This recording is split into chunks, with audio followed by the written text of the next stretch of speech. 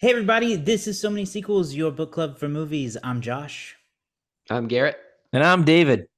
This week on the show, we continue with Animated August and my pick, Shrek, the movie that one Letterboxd reviewer called an iconic staple in modern cinema. The Oscar winning animated classic has impacted our culture in a way not even DreamWorks Studio thought it would. The lovable ogre and donkey stole our hearts and left us memes to enjoy for ages. Plus, we take a look back at Pixar's Elemental and see how it's done since we talked about it earlier this year to kind of round out Animation August. Also, we kind of look at how DreamWorks and Pixar are really doing these days compared to other studios like Sony Animation. We've got all that and so much more this week on So Many Sequels. Be sure to find us online at SoManySequels.com and on your favorite social media apps. Just search So Many Sequels. We're there: Facebook, Instagram, Threads, TikTok, and again at SoManySequels.com. Subscribe in your favorite podcasting app and on YouTube. And without any further ado, enjoy Shrek.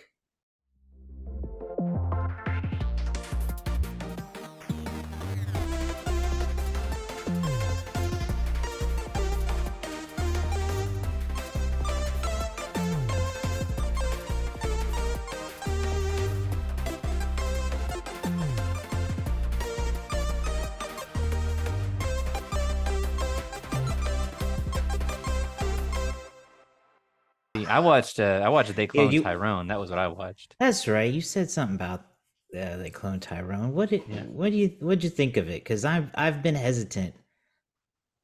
I'm desperate to see it. I haven't watched it yet, but I want to. It is a very interesting movie. Okay. And it is it's a movie that has both a mystery and like a conspiracy component. So like when you're trying to sort of figure out what's going on, I think that's going to be the most interesting part. The second half, after the big reveal, I think the reveal comes almost too soon, and if you're paying attention, you kind of figure it out before they reveal it. So you're kind of sitting there, just kind of waiting for the characters to catch up to you, and that can be kind of an annoying place to be with a movie. That said, I thought it was artfully told at times. Jamie Foxx is hilarious. John Boyega was really interesting, and Teyonah Parris was really engaging as well. So like the main characters, they all did their job.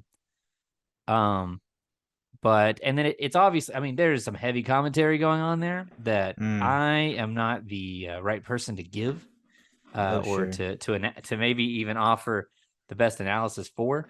But I would say, I'd say it's a very interesting movie. I think it's worth the watch, but it may not be.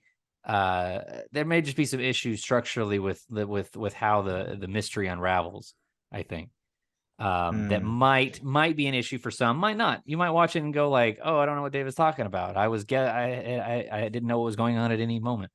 But anyway, I recommend it. It's not gonna make my top 10, but I think it's top 15 for the year. Okay, well, it's on the list. My favorite part about it is how it looks like it was shot in the 90s, but they also have but the technology is still like the 2020s, so like it kind of looks like a displaced movie. I went and saw Theater Camp, and I feel like we haven't seen This Is Tyrone, or They Clone Tyrone, but I feel like this is a movie that we can talk about as former theater people ourselves. I never went to a theater camp, but this movie, man, I imagine is exactly what a theater camp was. I went into this movie expecting, big, over the top, and I got it. And I got it from the camp counselors who are theater performers themselves, living vicariously through the camp goers who are also performers with some very big personalities. And so sometimes, you've got the kids doing camp stuff, but you've also got the camp teachers doing theater stuff, trying to teach, but also trying to make it about themselves. And it's this really funny dynamic of what I imagine a camp is and drama all in the same time. Again, I never went to any kind of thing. I never really got involved in theater until you guys in college. But sort of drug you it over. really hit the marks of where I thought it was going to be. And this movie's got a good cast. It's got Ben Platt, Molly Gordon. It's got Ao Edibiri. I think I messed that name up, but you can see her in The Bear. Nathan Lee Graham, Amy Sedaris. You know, it's got a really good cast, and it's absolutely hilarious, and I highly recommend that. So I'm glad to hear that. I also But never went to theater camp, but I did spend a lot of time in theater courses and classes in both middle, high school, and college. So I feel like I probably have a condensed version of set events. probably. Ben Platt is not playing a high schooler again, is he? Please tell me. no, this is Okay. actually very good use of Ben Platt. I approve of this performance of Ben Platt. You know, I like Ben Platt, but I sometimes do it's hit or miss. too. This is an absolute hit, and don't get me wrong, this is not. I feel like this has also got a good story. This is not just like a face level comedy. Like there's some depth there, there's some story there. You know, obviously it's not going to be anything earth breaking or ground shattering or whatever, but like it's really good. Really, really approve of the storytelling and the humor and just kind of the back and forth that you get. And again, the big personalities were wonderful. But Ben Platt was very well done. How old is Ben Platt now? 29, 29. Wow. which is upsetting. I thought he I was just older than looked that. because I had Born to in- know myself. He was born in 93. Man. Yeah, Wow. I know. How the years go. That's well, He's played a high school adjacent or early college adjacent character for so many years that he seems like he must be 40. Right. but even even in Pitch Perfect, he didn't quite. He Exactly. looked too old to be in college, but he Right, was. So Yeah, he is unfortunately like, I don't know, like older looking than his actual age Yeah. also. Yeah. Anyway. He looks like his face has already been stretched by things. This is turning into a Ben Platt hate. But Yeah, No, we we didn't like do Ben that. Platt here. We He's like a Ben talented Platt. guy. We were just poking fun at the roles he sometimes chooses. or- I didn't watch anything new this week. I watched old stuff, I guess. I watched Thelma and Louise. That's okay. Ain't nothing wrong with that. It was That's good. okay. Old stuff's great. I also watched The Princess Bride. You know, like we nice This to revisit this the was things you like. great. This was great because it was a 4K restoration presented by Circle Cinema. Of So it Thelma and was Louise. a special screening, so to speak. Looked Yeah. great. Fun time at the movies. Oh, no Yeah. doubt. No Speaking of doubt. fun times at the movies, David, this is Animation August here on the show. That's true. Yes, it is. And I thought it would be fun to revisit and animate a movie that we've already reviewed this year. David, David and Josh, you guys talked about Elemental. Yes, we did. That movie, when it first came out, did Mhm. not have a lot of success. Yes. But over Yeah, a time little middling. has gathered a rather positive word of mouth reputation. And I think it would be good to revisit it because I didn't have a chance to be on that podcast, but I chimed in and I think I said the similar thing of like this movie's fine and it doesn't deserve the hate that it's been getting. And I think that people finally saw it and they appreciated it. But I feel like this brings up that interesting discussion of in theaters or is it on streaming yet? It may not be, but I don't Not yet. I think it's it is. coming very I think it is. soon. I mean, you can. Because I think they're advertising it already. Yeah. I think Okay, it'll so- be soon. let's just do a check-in on Elemental and see how it's done since we last reviewed it here on So Many Sequels. Yeah, no You can go doubt. I listen to mean, their old review. You all did a good job. yeah, go check out our review. Actually, I really enjoyed that conversation because it was a very, we talked about how different it is, but we also talked about the weird place because at the time, one of the worst opening weekends for a Pixar film in history, with only like some of their earliest stuff kind of being below this level, and when Pixar was still kind of establishing their brand. And then not long after that, DreamWorks had one of its worst openings of all time with Ruby Gillman Teenage Kraken. And so it was kind of like we were looking at this situation where two of the animation studio powerhouses of I mean, it's easy to say early 2000s, but you could just say of the 21st century, suddenly maybe not being in step with kids anymore, maybe not being in step with audiences. But Elemental, I think, through good word of mouth has chugged along, and it is now, it had that really poor stat. Now it is the highest grossing animated film released by Disney since the pandemic started. So it's grinded its way up to 150 million domestically. and worldwide, where is that worldwide number?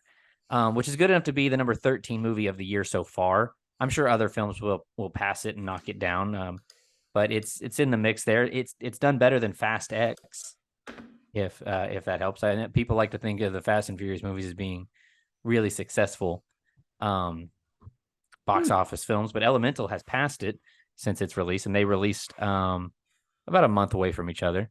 It's outperformed Mission Impossible, though Mission Impossible may chug ahead of it here in the next week or so, and it's just right behind Creed 3. Worldwide, Elemental's up to 440 million worldwide, which is good enough to be the number 10 movie of the year, passing films like Transformers: Rise of Beasts, John Wick Chapter 4, and it's done better than Indiana Jones and the Dial of Destiny worldwide. So while that movie started in a really rough place, solid word of mouth and being just kind of like a nice, this is good compared to talking with what our subject is today, but a nice, fairly inoffensive movie that kids can go see, that's not a lot of obnoxiousness, that is kind of mellow. Hey, the movie we're talking about is fairly unoffensive. Yeah. I mean, we can say that now with our 30-year-old heads. But yeah, I don't know. For the year 2000, it was the movie we're talking about today was a bit of a groundbreaker in a lot of forms. But yeah, has done well. It has I don't know what it's done week to week, but also, what have you guys been hearing anything about it critically since it came out? No. Not a word from anybody. Not a single word. Anywhere. No, I have heard no one talk about this movie whatsoever. 0%. The only thing I heard is I have told people about it and they go, "What?" I had a friend of a family member who took they took like a group of kids to go see it, and his opinion was, yeah, it's fine. And I was like, yeah, that's that's kind of where it is. It's a solid movie. I think it's pretty good. But when did this movie come out again, David? It came out in June.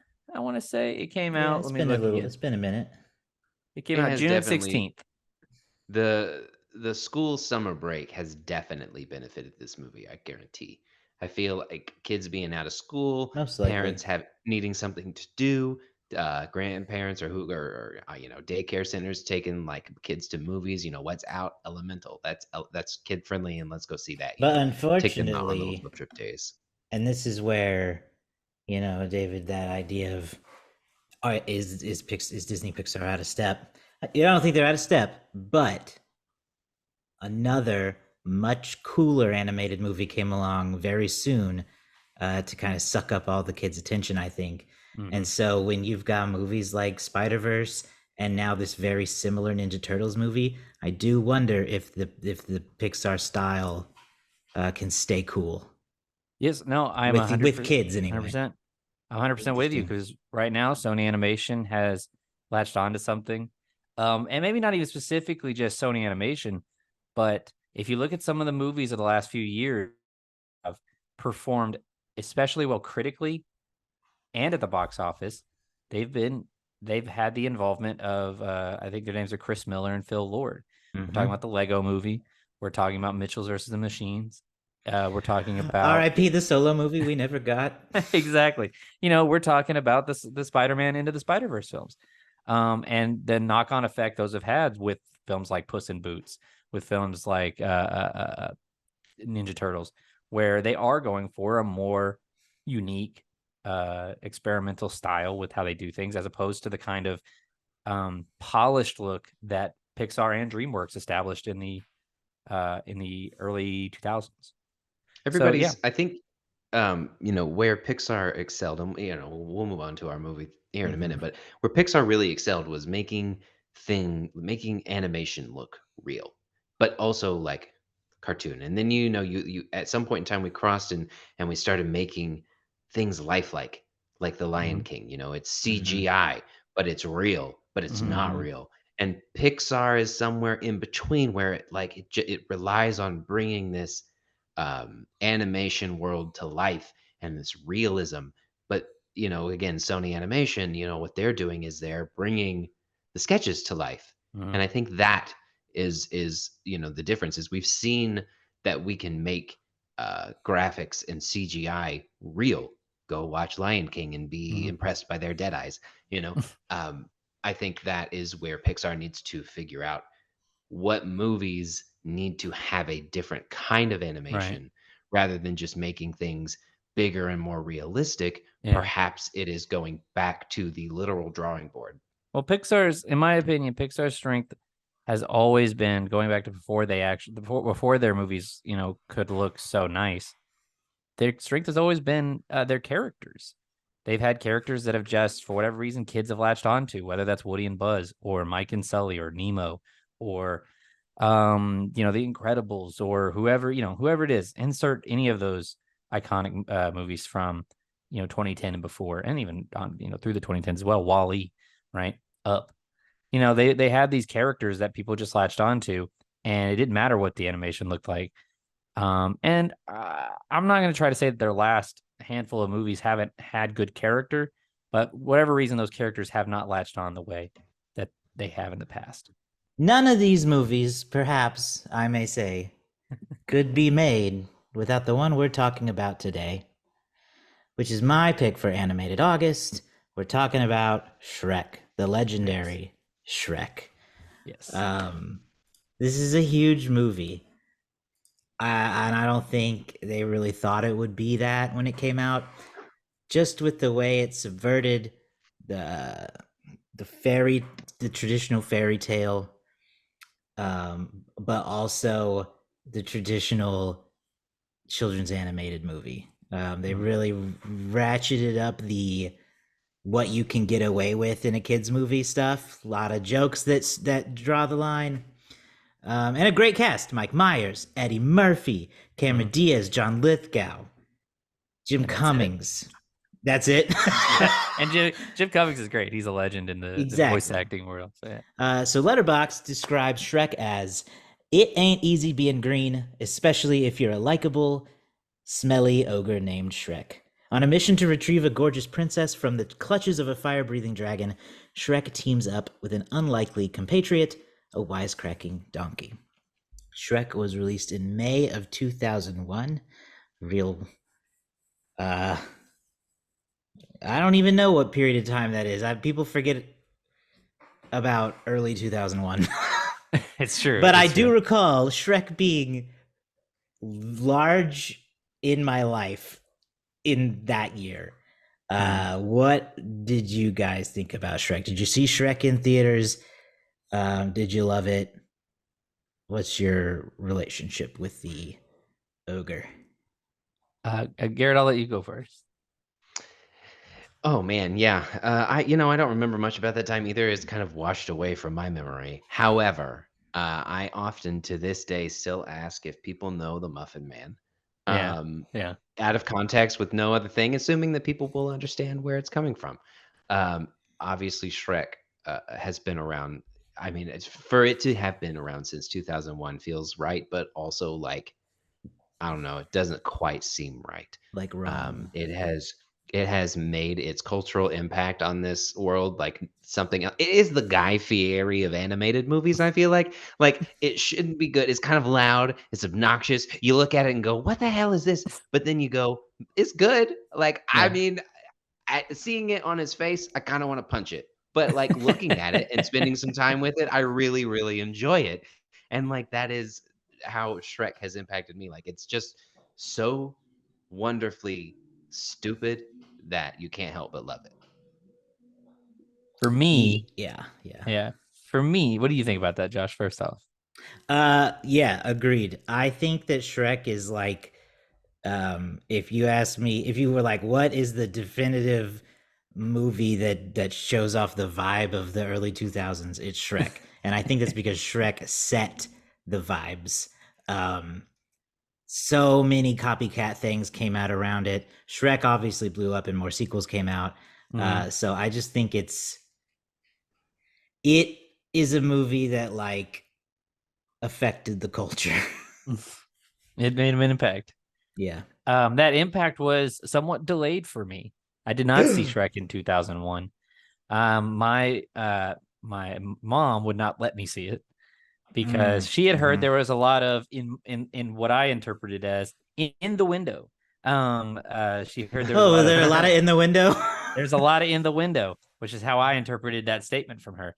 But yeah, there's a lot of sexual innuendo that might not be appropriate for an 11-year-old, in She her wasn't opinion. wrong. She wasn't wrong. And there is some language of sorts.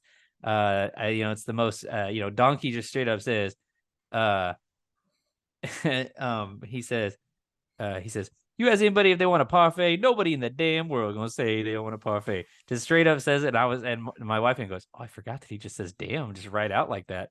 But yeah, but honestly, so I didn't see Shrek until Shrek 2 came out.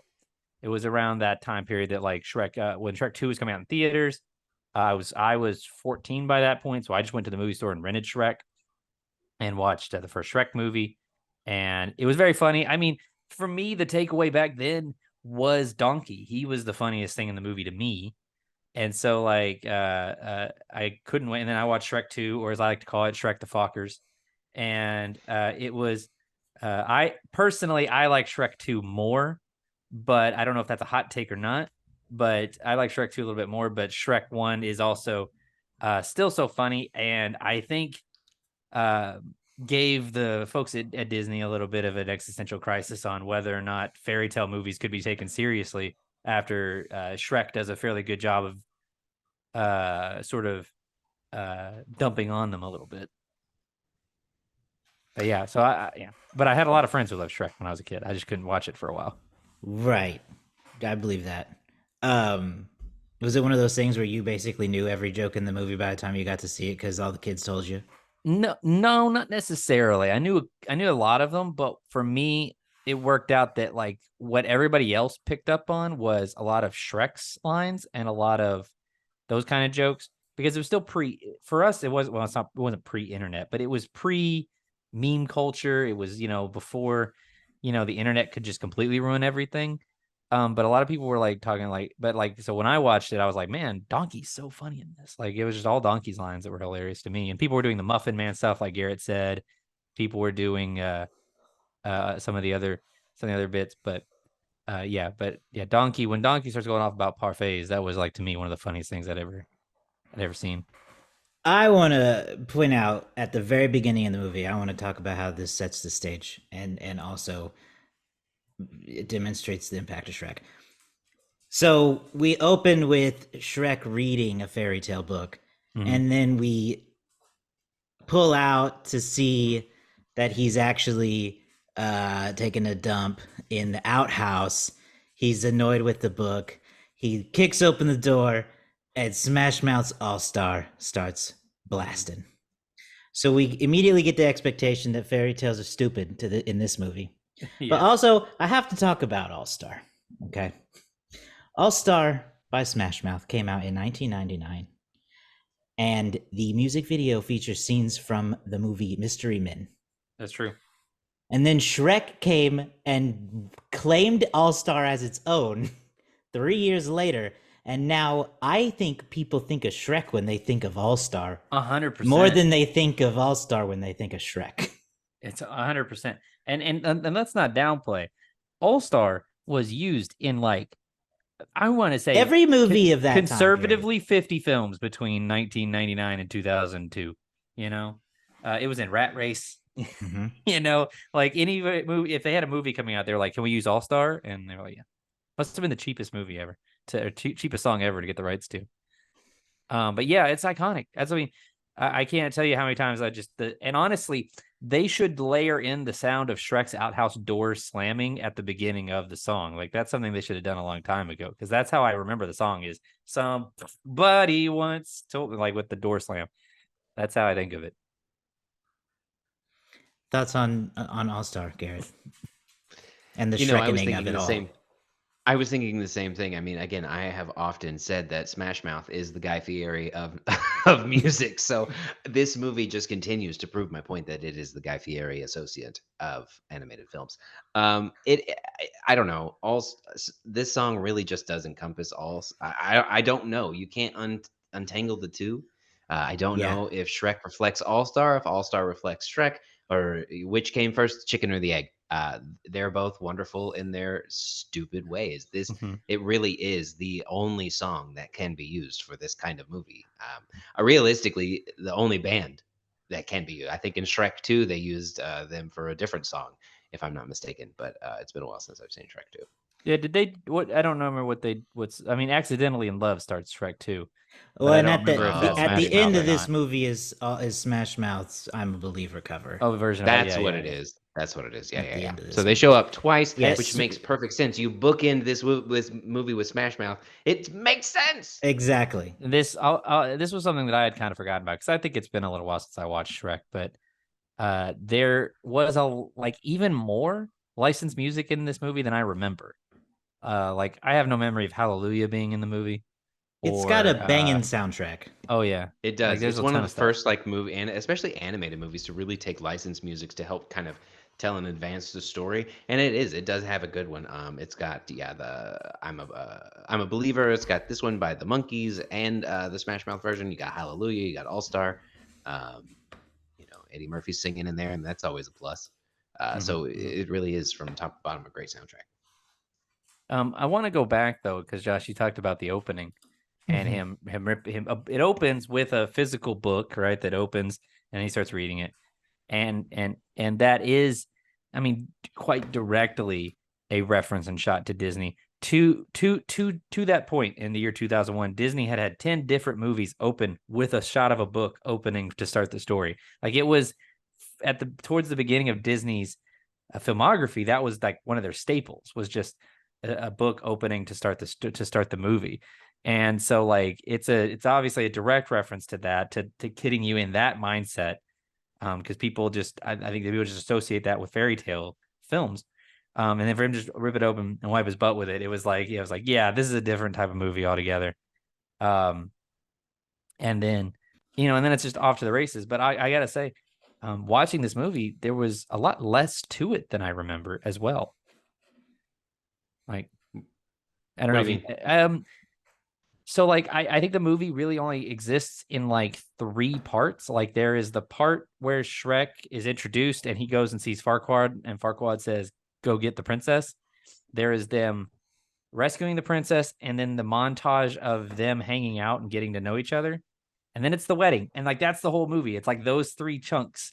And I'm not saying that's a bad thing. I just remember the movie being so much like longer, having so much more going on in it. But like it's a fast 90 minutes. Like it's like Princess Fiona doesn't they don't rescue Princess Fiona until like the 40-minute mark, and then they have their little romance in like 20-ish minutes, and then like all of a sudden it's the big final. It's the all is lost moment, and Shrek, having a crying while he's eating dinner, and then go save the princess. Like it all wraps up really quickly compared to what I remember it doing, which is just kind of funny to think back about how you sort of build movies up to be more in your head when you haven't seen them in a while. I appreciated this movie this time because I agree. It's been a while since I've seen it, and I haven't seen it since I feel like I was a kid, or I haven't paid attention to it since I was a kid, I guess. Mm. And this time, watching it for the movie, you pay attention to different things. And as a kid, you laugh and you find the funny parts, and you enjoy the fart jokes that are, in my opinion, one too many. Um, but Better out than in, I always say.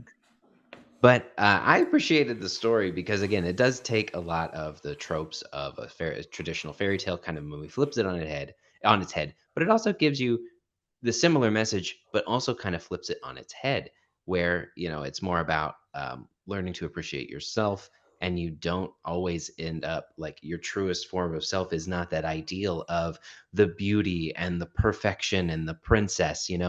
Sometimes who you are is the ogre, and I really appreciated that. In this movie, that's something that Princess Fiona really got to explore through her, and Shrek through his own journey. But in this other kind of movie, Beauty and the Beast, similar type of vein, they all turn into the beautiful, gorgeous people.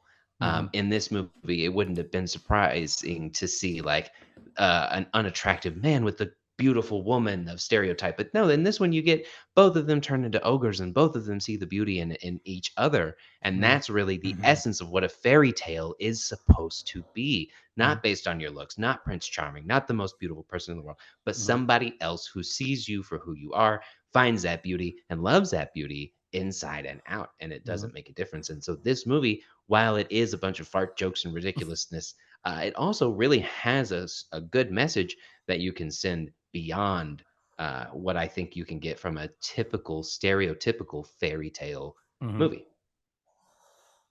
Exactly. You know, it broke down the genre, and it's why you didn't. I honestly believe it's why you didn't have like a Disney princess fairy tale movie for about another 8 years. Like it was Princess and the Frog before they really returned to the princess fairy tale format over at It's Disney. true.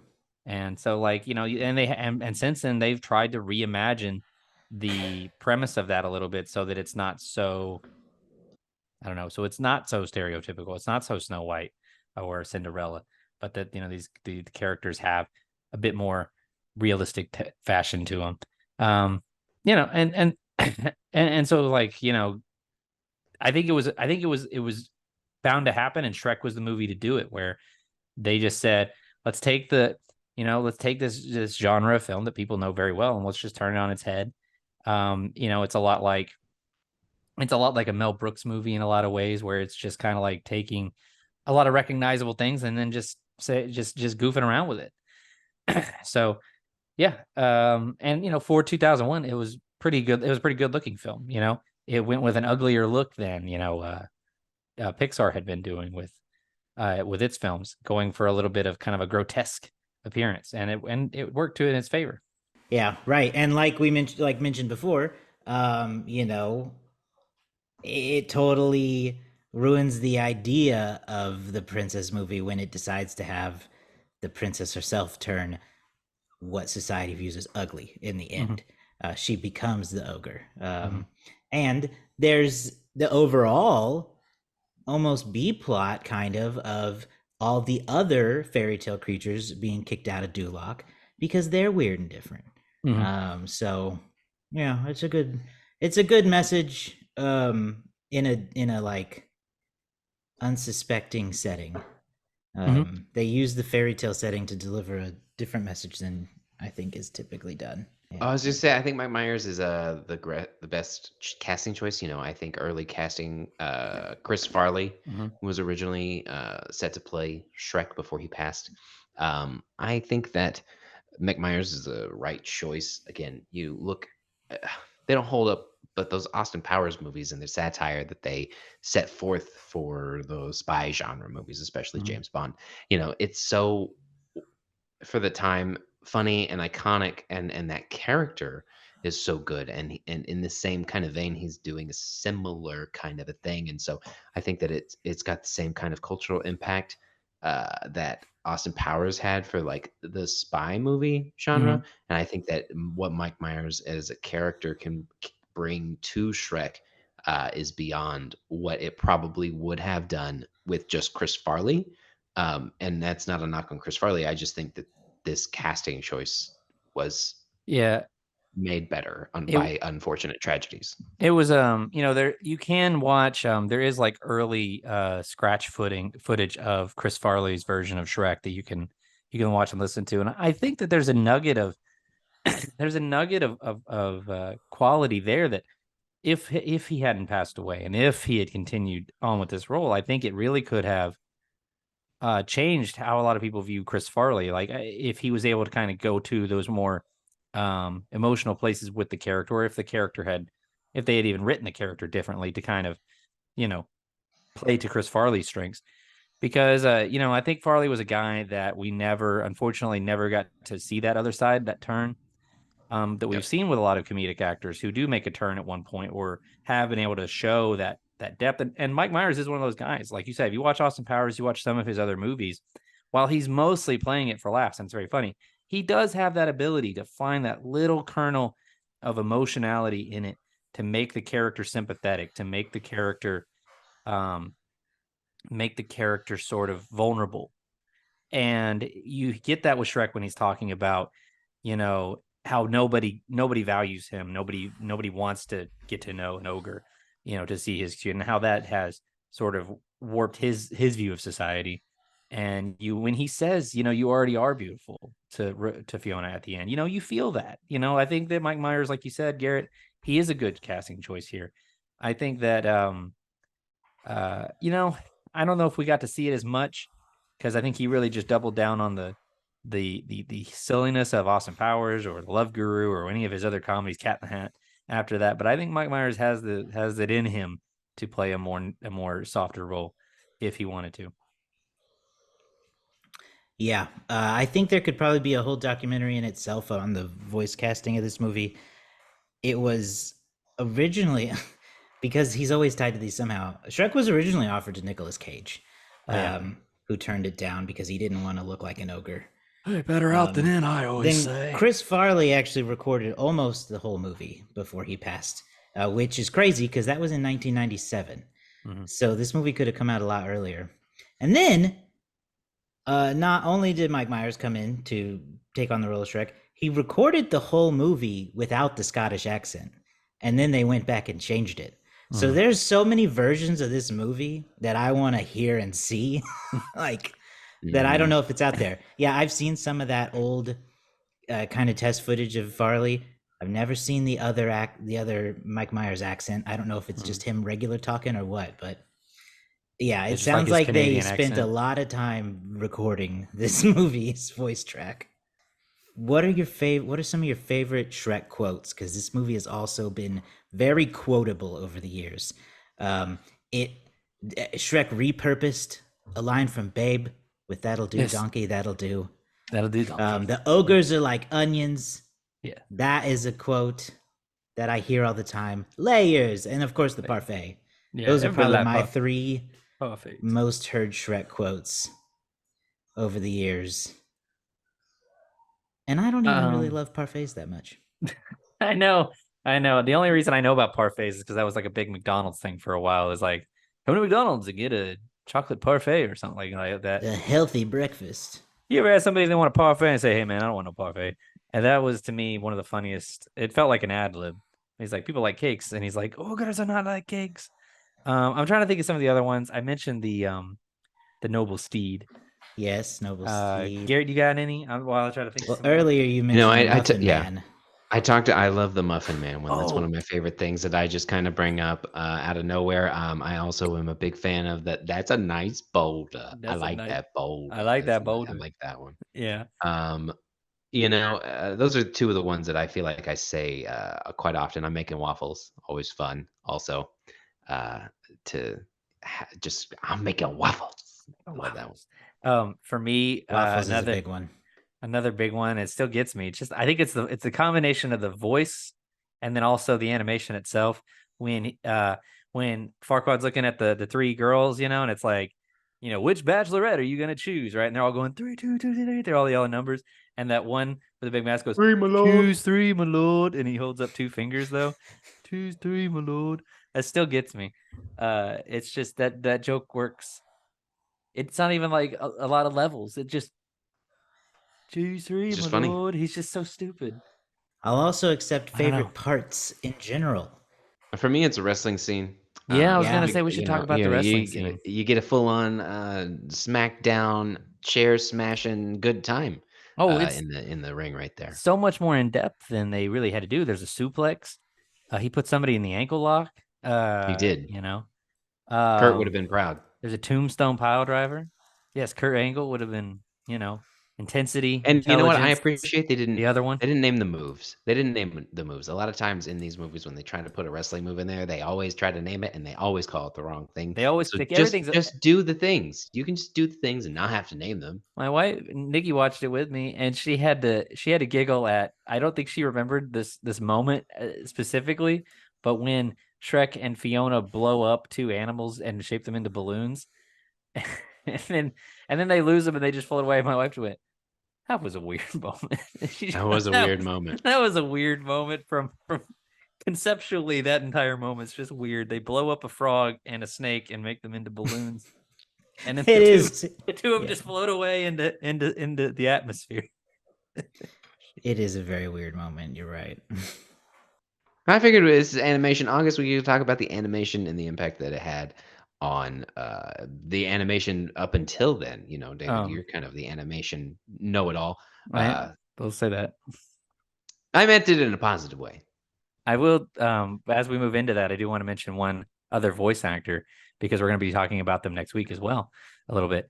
The bishop who marries, who's doing the wedding, you know, the priest in the movie is also the voice of Dawson in The Great Mouse Detective. So next week we're going to be seeing that. That was that actor's last performance. He's also one of the main characters in the movie we're doing next week. So I just thought that was kind of like fun little fact that I discovered while doing research for the movie. But yeah, the animation took a long time. Like you said, Josh, they were working on this movie in the late 90s. You guys may have heard this story before, but Pixar or DreamWorks, excuse me, had a lot of eggs in the basket of The Prince of Egypt, which was a movie that came out before this one. And you may have heard the story that people who are animators that didn't do their work on time or didn't finish very well were often sent to work on Shrek because they'd be working on The Prince of Egypt. They weren't getting their work done on time, so they would get either sent to the gulag or Shrek'd to work on the movie that they did not have as high of aspirations for, which I think is kind of funny. The Prince of Egypt did really well for what it was, but Shrek outperformed it in the long run. So I just think that's very funny. What do you guys think of the animation? What does it make you think of? For me, I agree with what you said earlier about it being gross. You know, that is for me the standout. Just the sheer effort they went to make this movie feel gross is very impressive, and I approve. Mm-hmm. Right. It's dirtier, but it's not necessarily like different than other CGI animated films at the time, other than content. Like, you know, we're saying they're doing more gross out things with it, with mud and earwax and all kinds of gross stuff. But it looks really good. You know, this is a peak time for CG animated movies, so I think it worked really well. I think future ones even went into the 3D stuff, which I don't like, but at the time it meant good things. Yeah, in the 74th Academy Awards, 2001, Shrek won the very first Best Animated Feature category, the Academy Awards, beating out Jimmy Neutron Boy Genius and Monsters, Inc. I know it might have been considered slim pickings that year, and it is interesting. Jimmy Neutron Boy Genius, good for Jimmy. I know, good for Jimmy and Nickelodeon. Bad for Oscars. Not a great look. I mean, the fact that it did end up beating Monsters Inc. says, I think, a tremendous amount, because Monsters Inc. is a fairly beloved Pixar film, and didn't do bad at the box office or anything like that. So it was a tight race. You know, we've talked about in the past that they didn't have a Best Animated Feature until 2001. So you would think that like Disney would have the most of those, but no. In fact, if you don't include Pixar as Disney, which you know, you can make an argument that Pixar is its own studio, Disney has its own animation studio. Disney did not win an Best Animated Feature until Frozen, in 2013. So that's really deep into the lifespan of animated films before Disney, sort of the group that's sort of synonymous with animated film, won the award. But Pixar didn't win until 2003. So just some interesting there. What do you guys think, though? Do you think compared to Monsters, Inc., this should have won Best Picture? Easily, sorry to say. And I like Monsters, Inc., but easily. Yeah, I think and I still just squint at Jimmy Neutron even being included. That's I don't know. I don't know what else came out that year. It's been so long since I've seen Monsters Inc. I can't really compare the two, but I mean, culturally, you can't deny the impact. But how it compares as a movie, you know, I don't know. I mean, honestly, maybe the 2001 of it all, because Monsters Inc. ton of memes on that too. In fact, there are memes that combine Mike Wazowski and Shrek. You know, like that's a very weird meme culture that developed around both Shrek and Monsters Inc. But no, I feel that Shrek is a better movie. Mhm. than Monsters Inc. But it's like splitting hairs in some ways. It's like, yeah, they both deserve to be nominated there. I just would. It's a no contest for me at that point, just because of how impactful Shrek was, even upon its release on audiences. It really clearly resonated with people, and still does. 20 some odd years later. Yeah. You want to know something? You want to know a wild detail that I discovered while watching, because I was watching Shrek 2 after I watched Shrek 1, and Oh, there's a Lord of the Rings reference at the beginning of Shrek 2. And how crazy is this to think about? The entirety of the Lord of the Rings trilogy came out in the interim between Shrek and Shrek 2. Hmm. really? Is Wow. that's a fact, huh? That's not wild to think about. That's why there's no Lord of the Rings Because the references in Fellowship Shrek. came out in 01 too. Yeah, it came out in Wow. December of 01, and then December of 02 for Two Towers, December of 03 for Return of the King, and then Shrek 2 came out in 2004. So the Wow. entirety of the Lord of the Rings trilogy came out between Shrek and Shrek 2, and that's just kind of crazy to me. That is crazy. Anyway, that's apropos of nothing. That was just Um, something that I stumbled on as I was thinking about it. I want to have us move into the box office next, but this will be a great transition. I just quickly checked the highest grossing animated movies of 2001 to see, like, why did we go with Jimmy Neutron? Mm-hmm. And I think I'm seeing why we went with Jimmy Neutron now.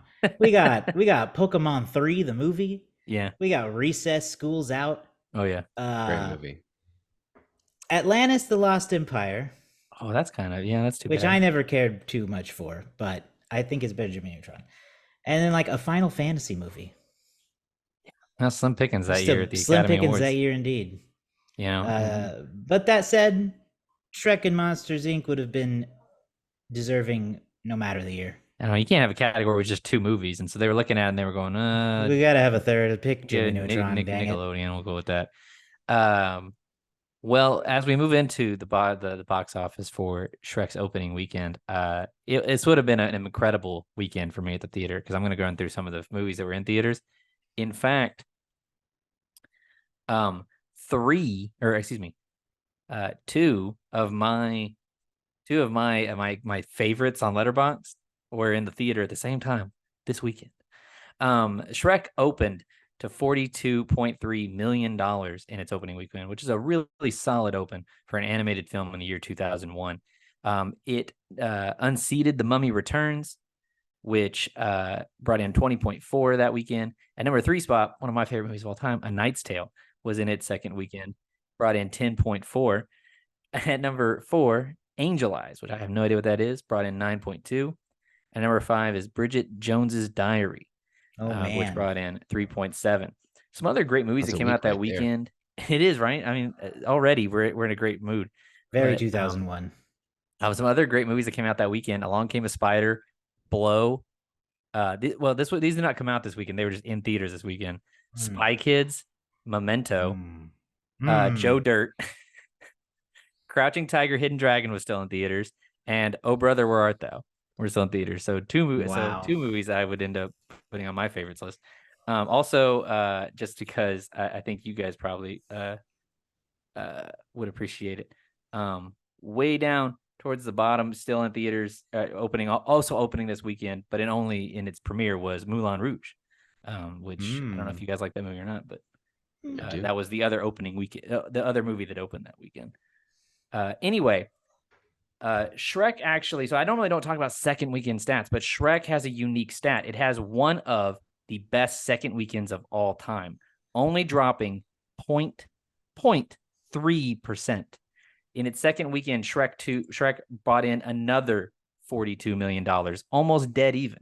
That's almost unheard of. It is the, what is it? It is the, where did I have that stat? It You got is too many tabs. Too many tabs. It is the 21st best second weekend of all time. Now you got to be thinking, like, well, how can something be better? Well, there have been movies that have actually done more in their second weekend than they did in their first. The number one best weekend of all time is The Greatest Showman, which did 75%, which did 76% better in its second weekend than its first. Pleasure right there. Oh yeah. Some other movies on that list: Cheaper by the Dozen 2, Jumanji, Welcome to the Jungle, the Wild Throwing Berries movie. That one also did really well in its second weekend. So there you go. That's a little other stat for you. Shrek would go on to make $268 million in the United States, $220 million overseas, for a worldwide total of $488 million. And on the year of 2001, I think, Josh, you were just looking at what were the other animated movies of that year.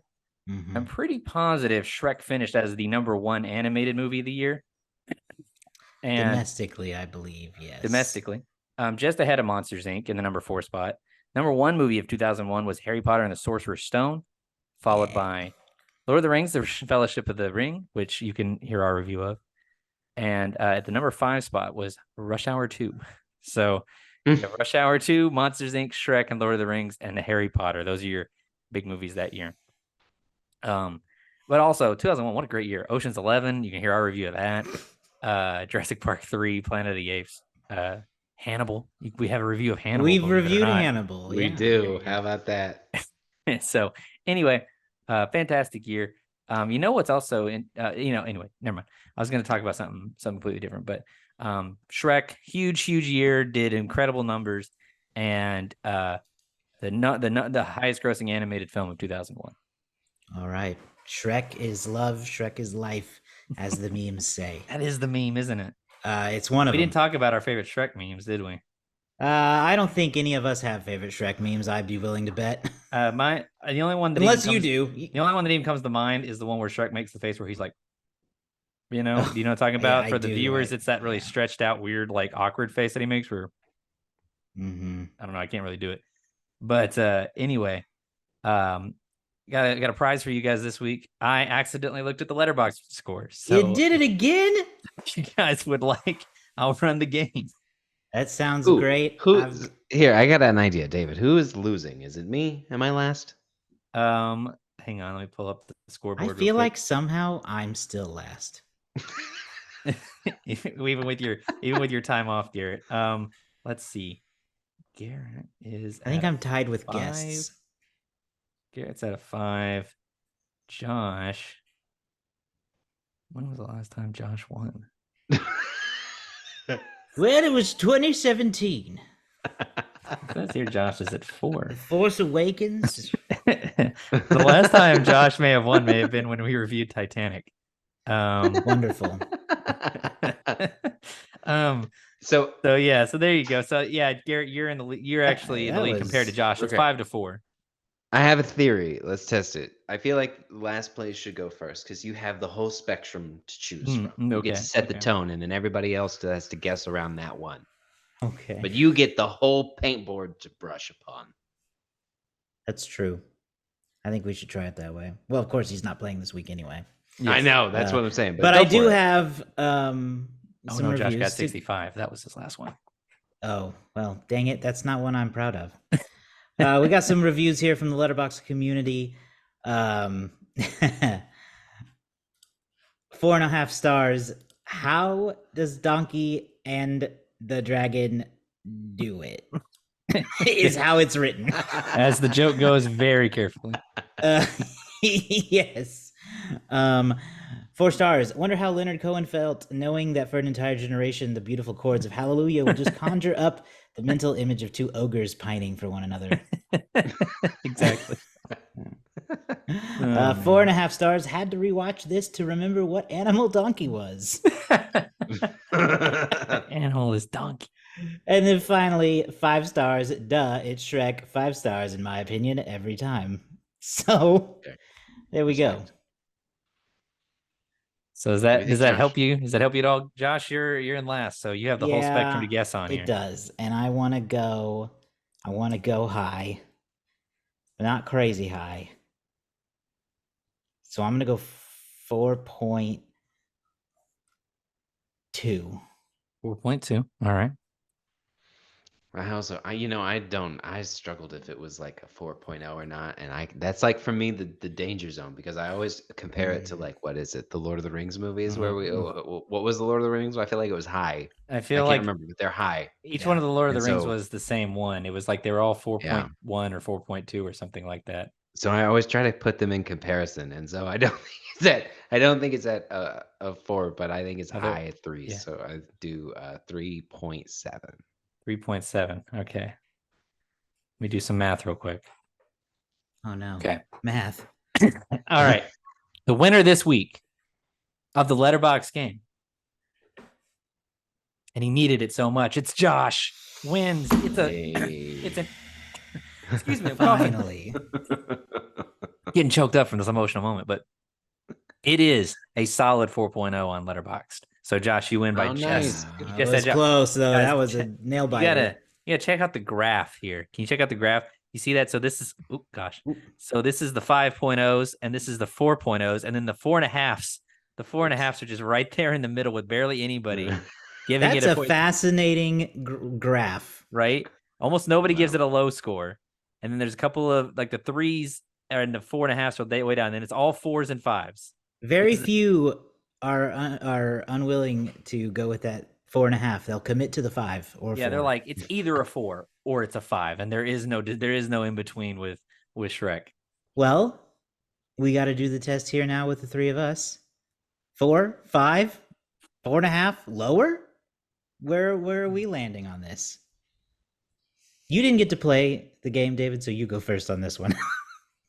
I'm gonna be the unique one, and I am gonna give it a 4.5. Oh, you would be the one who does that. Yeah, I'm gonna be in that rare field. Living in that 4 horseman country, boys, is 4 stars for me. There you go. Yep. 4 life. Yep. 4 life. I think I'm. Oh goodness. So here's the thing. I'm gonna give it a 5. Yeah, Perfect.